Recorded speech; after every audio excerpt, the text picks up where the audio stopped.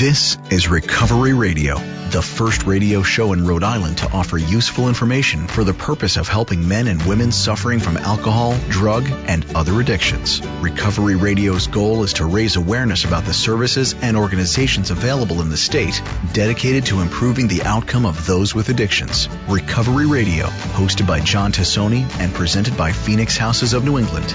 Now, John Tassoni. Welcome to Recovery Radio. I'm your host, John Tassoni. Very interesting show we have for you today. We have the new executive director of RICARES on my right, and we have a young lady on my left. Her name is Tara Dorsey. And we spoke a little bit before we came out of the air about Tara's background and Tara's life. And I told Tara that when we're on the radio, the stories that the people that are in recovery have are the life-saving stories to others, that there is hope and there is light at the end of the tunnel. So we'll talk to Tara in a bit, but I want to talk to the new director of RICARES, Holly. Welcome. Hi, John. Holly, I cannot say your last name, so you have to give us your last name. It's Sakala. Sakala. Is that Italian? It sounds it, doesn't it? It sounds Italian. It's Polish. It's Polish. All right. We're in the right church, but the wrong pew. Yes. Well, welcome, Holly, and let's have my listeners find out who Holly is. I mean, you're full of energy. We've met a few times at different seminars, and I think you were the right pick to run RICARES. Let's let our listeners know who Holly is. Well, John, I am a person in long-term recovery, and what that means for me is that I have not used alcohol or cocaine since March 15th of 2003.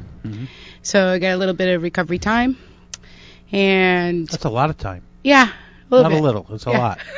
Well, there are people out there with a lot more. Well, there are, but I mean, you deserve a lot of credit for being 11 years in recovery. And getting your life back on track, and now you're able to help people that need your help. That's the best part of recovery, John. Because you've been there. You've been there, yeah. And you know how to work your life through it. Yeah. Peer support is definitely a fabulous tool for recovery. I mean, it's been going on for years and years. Peer support, it's all in the community. But I come from a recovery background that is diverse, art therapies and all sorts of varied tools that I've used in my recovery for this time. So the community center was a great way for those tools to be shared with jump others. Right in. Yeah, so I have been working at the Anchor Recovery Community Centers for the past 3 years, and Rhode Island Cares seemed a natural next step for me in my recovery and in my advocacy work for people in recovery. So I'm definitely excited about the new opportunity to kind of bring recovery to the forefront. Did you ever think, Holly, that from where you were to where you are today, it would have happened for you? No. Actually, years ago, I didn't think I'd be sitting where I am today. I mean, especially my radio station. Yeah, especially on this station. Absolutely. So I think that I spent probably a good 15 years struggling with active addiction, in and out of prison, in and out of hospitals, in and out of just trouble and unhealth, just no healthy lifestyle whatsoever. And, it was pretty clear to me the last time I kind of was out there and really didn't do well. And it was pretty clear I had to find another way. So I think what was the most beneficial in my recovery is having the motivation to find what worked for me. And it wasn't necessarily easy to find those different resources. Never easy. But if you stay motivated to find those things, it will definitely happen. You know, you said a couple of key words, and one is motivation. And I find that people in recovery use the motivation the best they can for themselves. Absolutely. To help others. And that's why I think this executive director spot, I think the people of Rhode Island are going to know a lot about Holly.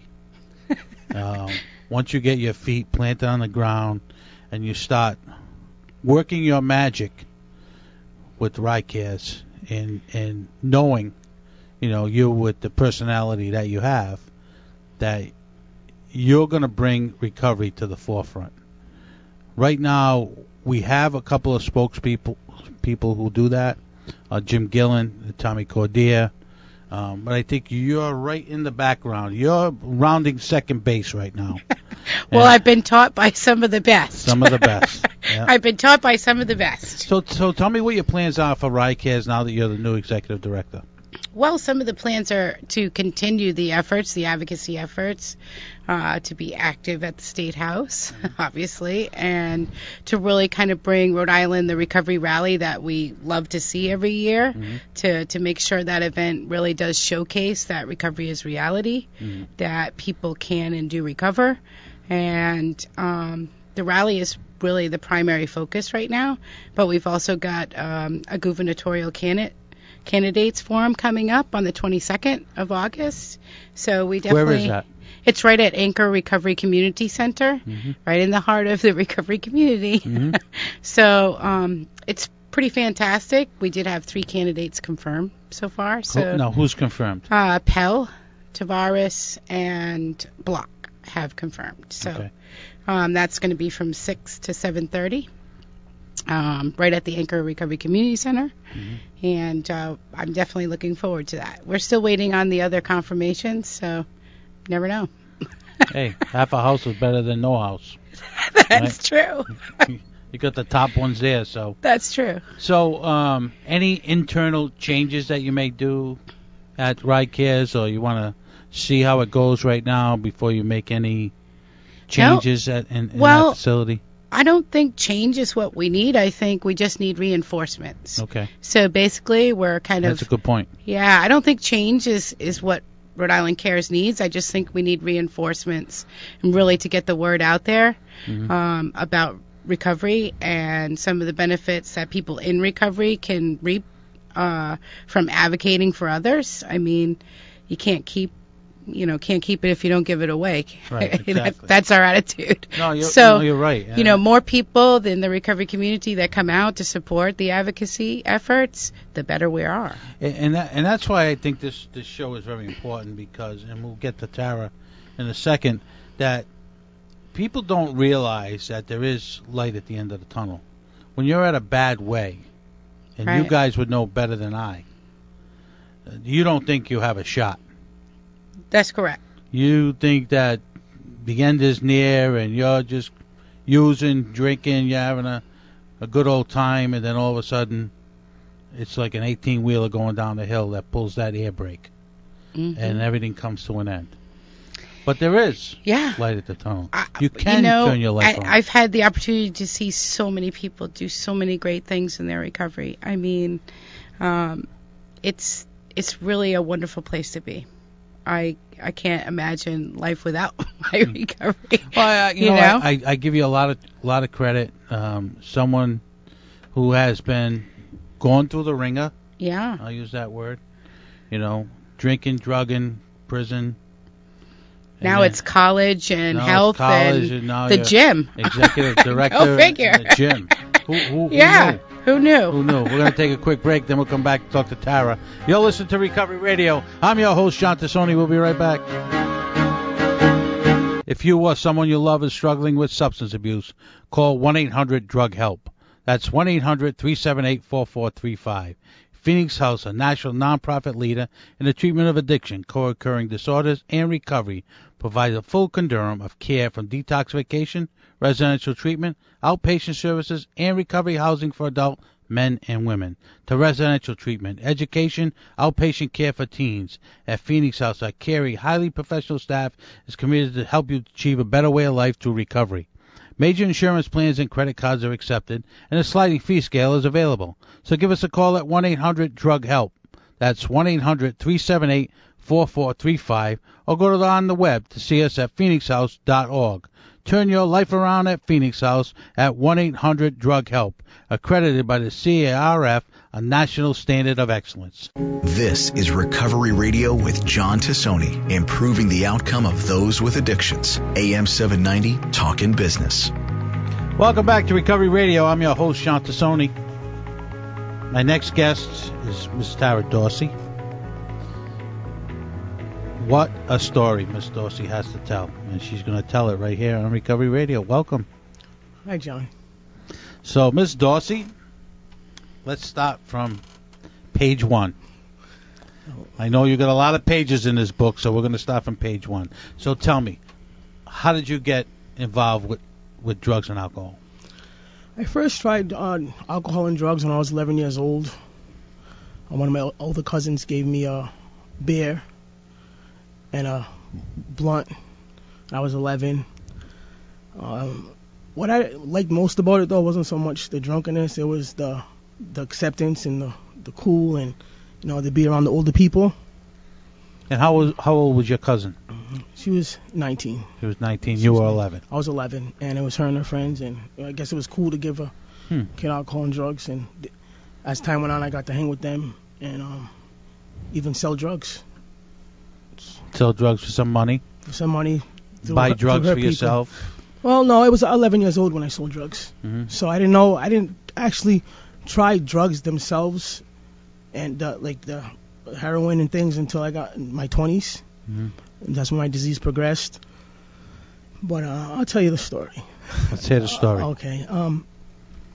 11 years old is when I first tried it, but when I got 13, I would bunk school and steal my friend's mother's marijuana, and we'd bunk school and do things. At 14 years old, I had my first child.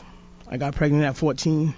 I would go to school and come home at 10 o'clock at night, because I wanted to be a child and hang out. And my mom couldn't take care of my baby and my 2 sisters, and my twin sister also had a baby at the time. So I bunked school. I dropped out of school. And when I dropped out of school, it gave me a chance to be more on the streets. So I'd go to hang out with my friends with my baby. Around, I was 16, my aunt came, and she took my daughter. She got custody of my daughter through the state custody. But at the time, I was a child, so I was like, wow, this is more time for me to go out and hang with my friends and do things. But I would hang in the streets and drink and party and drink alcohol and smoke weed. And at 16, I got pregnant again with my son, with no will of my own. But I did get pregnant by an older guy, 28 years old at the time, and I was 16. I hid that pregnancy, my son, until I was 7, and until I was 7 months pregnant. My aunt found out.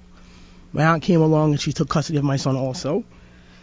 But at that time, that's when the shame and the guilt and you're a no good mother, you're a no good human being. Who are you to keep having these babies? I hid the person I was pregnant by until my son was 3 years old, because it was a friend of the family's husband. But I felt dirty, guilt, and just terrible. But alcohol and drugs numb that pain. 19 years old, I tried heavier drugs, which was cocaine, drinking and snorting cocaine.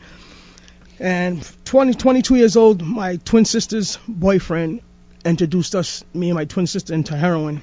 And heroin became our friend. And whatever I did, she did. But I would run the streets, do heroin. My father would give us apartments to try to make us stabilize us, but my father, nor my mother, nor my family really knew how deep my disease was. Mm-hmm.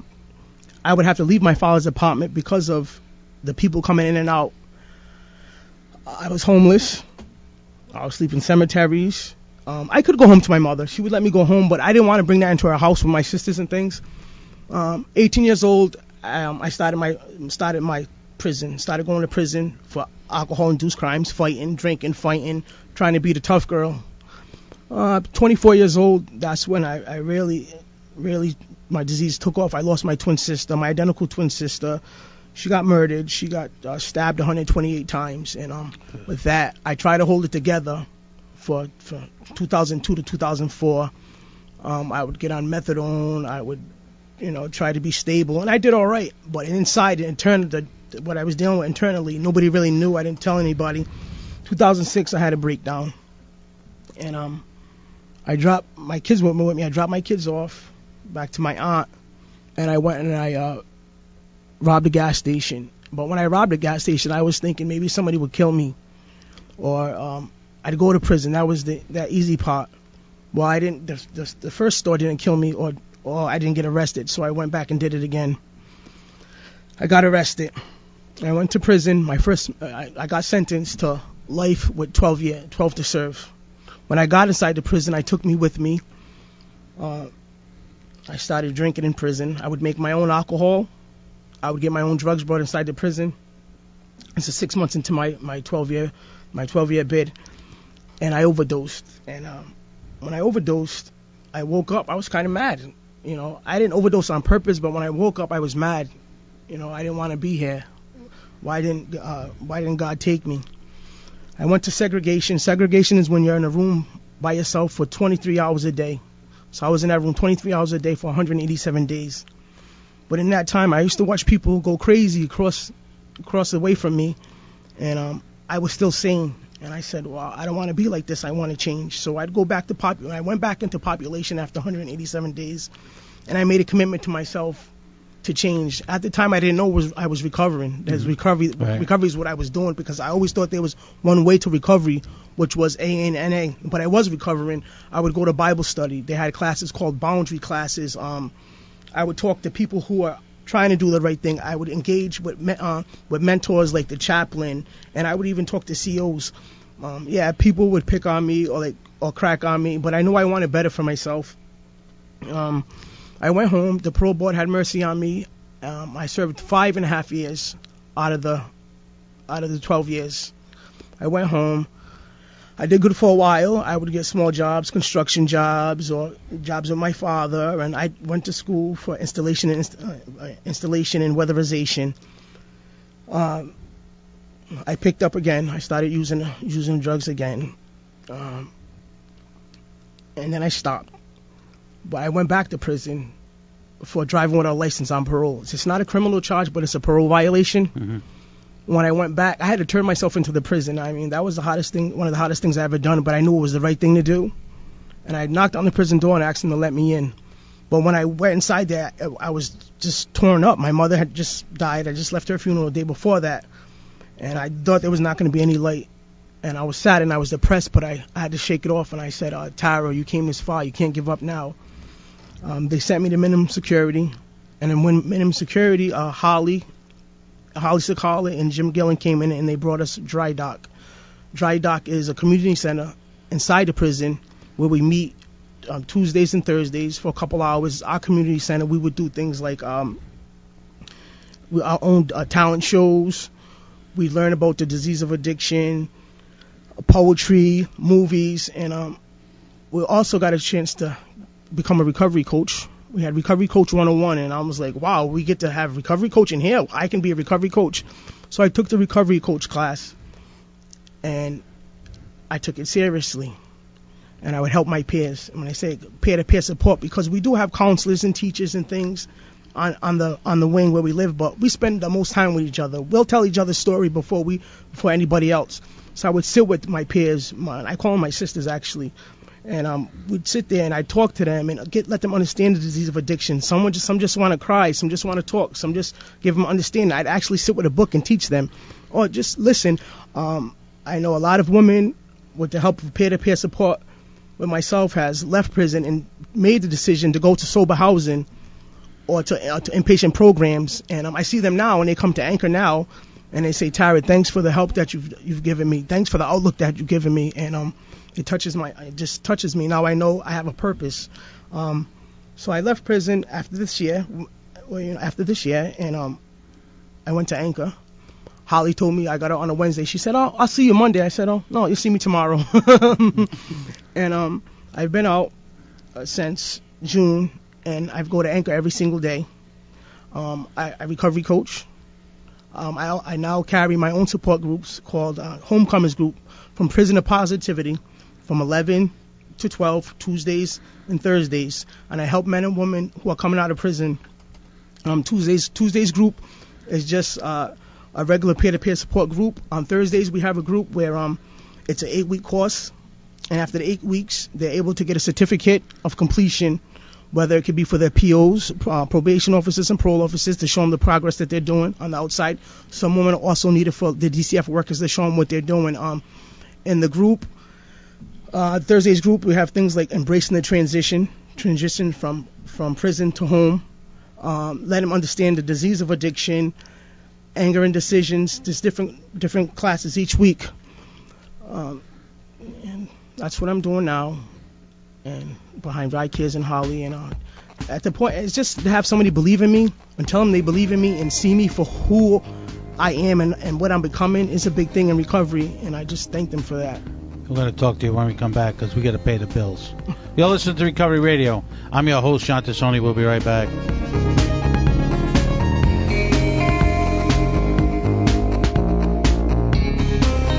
Phoenix House proudly sponsors Recovery Radio, national nonprofit leader in the treatment of drug and alcohol addiction, co-occurring disorders. Phoenix House provides comprehensive care from detoxification, residential treatment, outpatient services, and recovery housing for adults to residential treatment, education, and outpatient services for teenagers.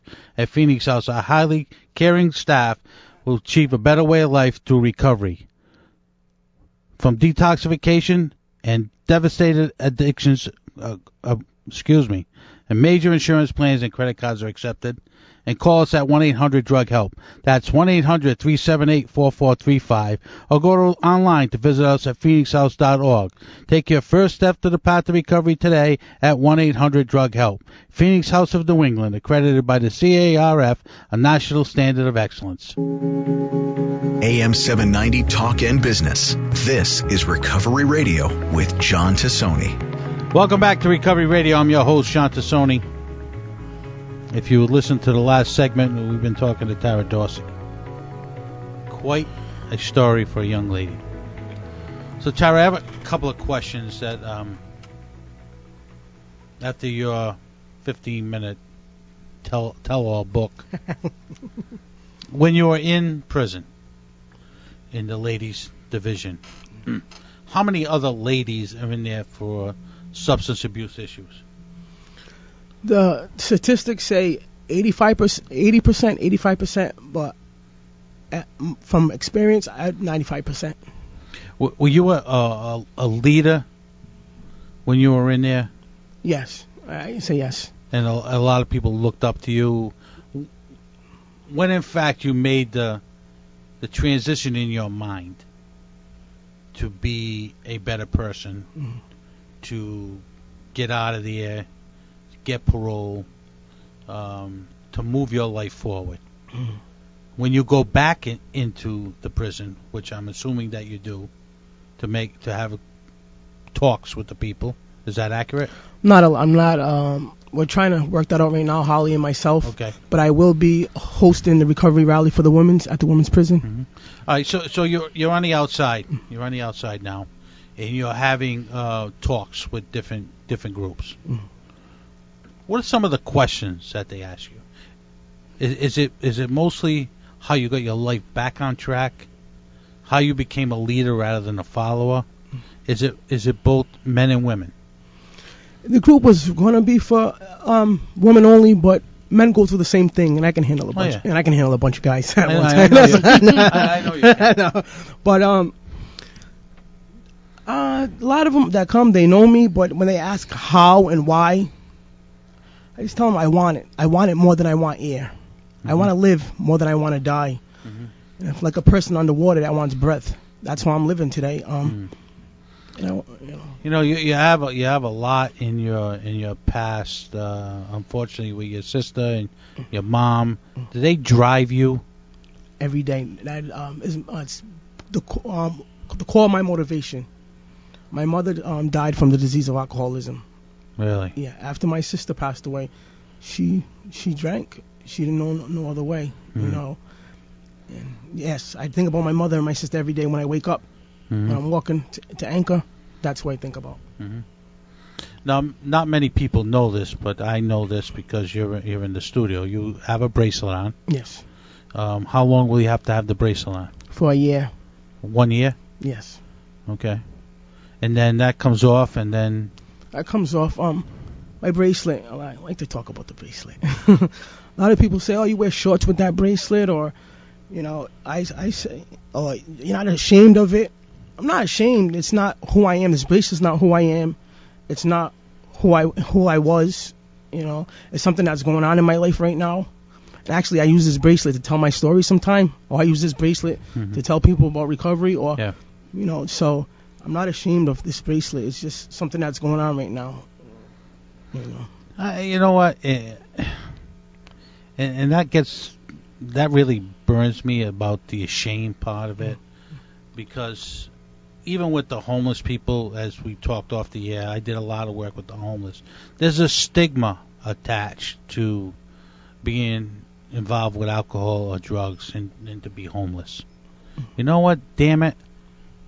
It's a part of your life. Mm-hmm. You chose the path to recovery.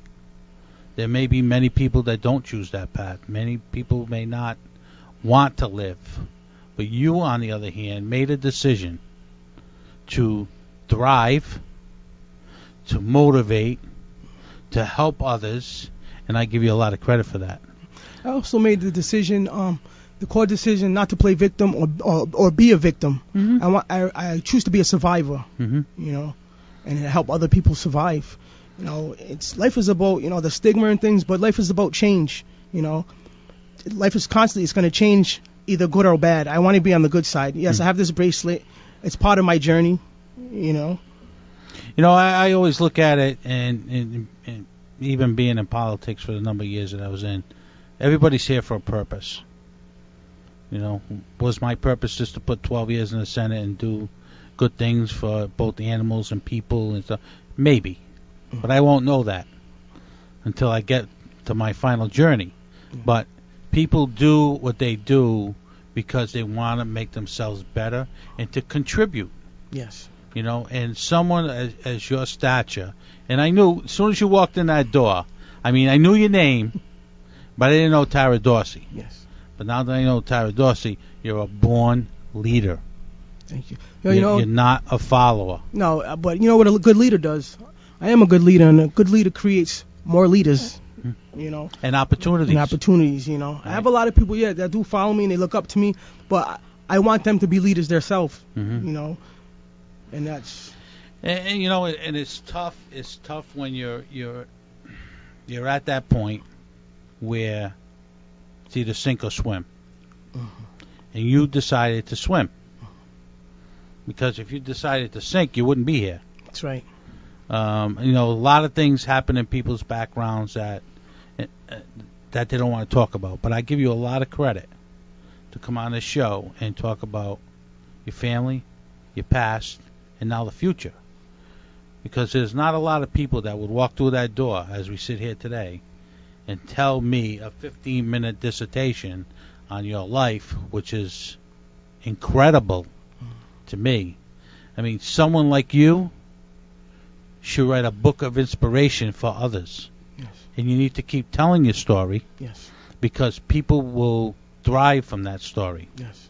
And I want to do a story in my paper about you. Yes. Because I think that your story, along with others that I've had on the show, and it's the biggest thing when you're driving home, and you may be under the influence, or you may be taking smoking pot or whatever you're doing, and you're thinking there's no hope. There's no hope, but you're driving home and you listen to a girl like Tara Dorsey tell her story that she came from the bottom and is now rising to the top. That's very powerful. It's very powerful. We're going to take another quick break. We'll be right back. Thanks, John.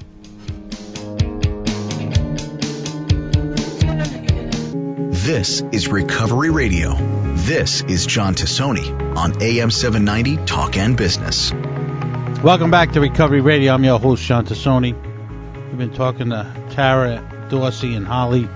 Forget about the last name, Holly. I'm lost on that. That's quite all right. So, Holly, my understanding is that Tara is at the top of the class. She was one of the best students I think that we've had in a long time. So what are the plans for Tara Dorsey? We're hoping to get her employed, obviously. Employment is, the big coup for anyone coming out with a record. It's very difficult to find employment nowadays for anybody. Never mind if you've got a record. Like Tara's. Regardless of the ban the box efforts, it is still a very difficult thing to achieve, employment. And employment with purpose is what recovery supports is, pretty much. So, yeah, we're definitely looking to make sure that we can keep Tara very busy. Now, let me ask you this question, Holly. Someone who is now named the executive director of RICARES, who has a little bit of a background. A little bit. Yeah. In the prison system. Mm-hmm. Did you find it difficult to get employment? Absolutely. Yeah, absolutely. I stuck to managing restaurants for a lot of years, so my resume was never had huge spots where I couldn't find work in the restaurant business. And, that part wasn't a problem, but you can't find a job that has medical insurance and really has security for your family. So, I think a lot of people could go out and grab part-time work, but is that really going to sustain their family? Right.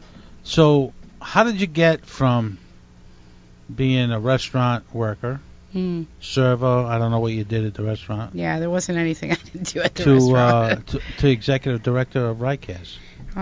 I guess I just believe wholeheartedly in the recovery movement. I really do believe that people helping others see how to achieve recovery, that it's possible, is really something that our whole society needs to embrace. It's costly because we don't embrace people that suffer the disease of addiction. It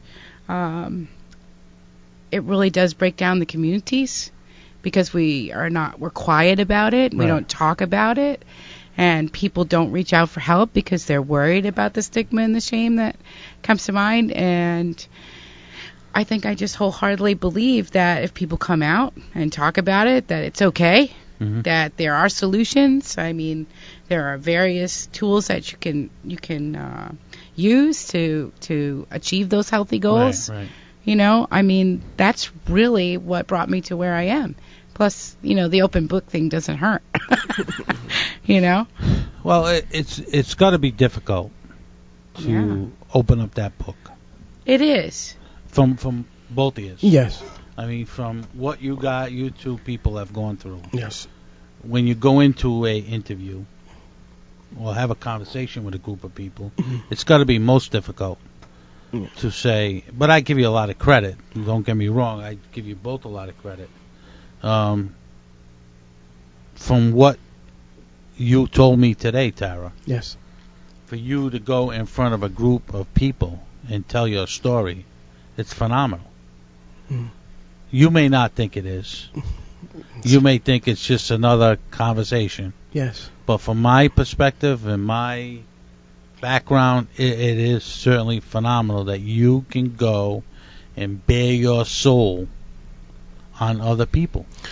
John, it's not about me anymore. It's not about me. Recovery is about saving lives. If I keep this a secret, you know how many mothers probably listen to this radio station and their sons are in jail because of the disease of addiction.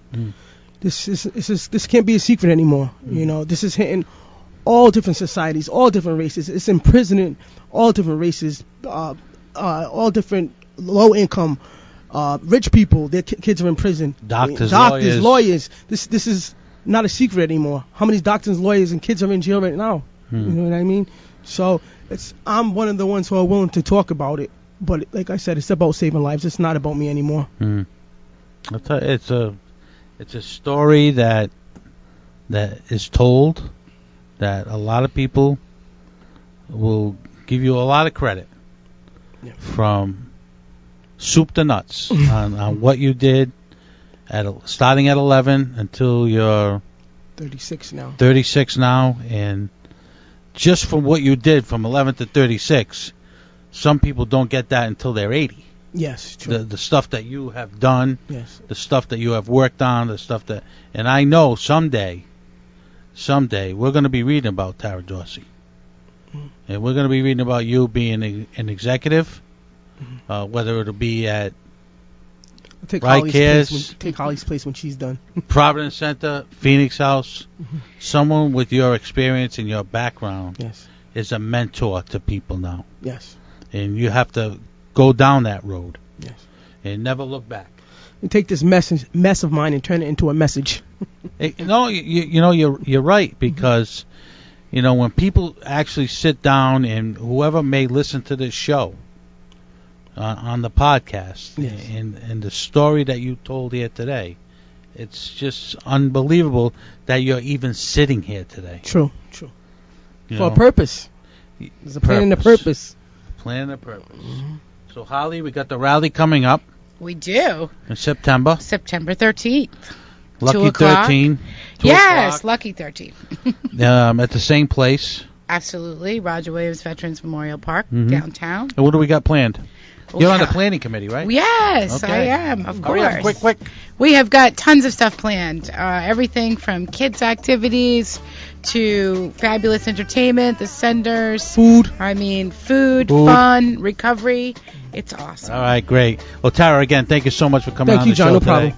Holly, thank you as always. Thank you, John. A bowl of energy. You're listening to Recovery Radio. I'm your host, John Tassoni. We'll see you next week.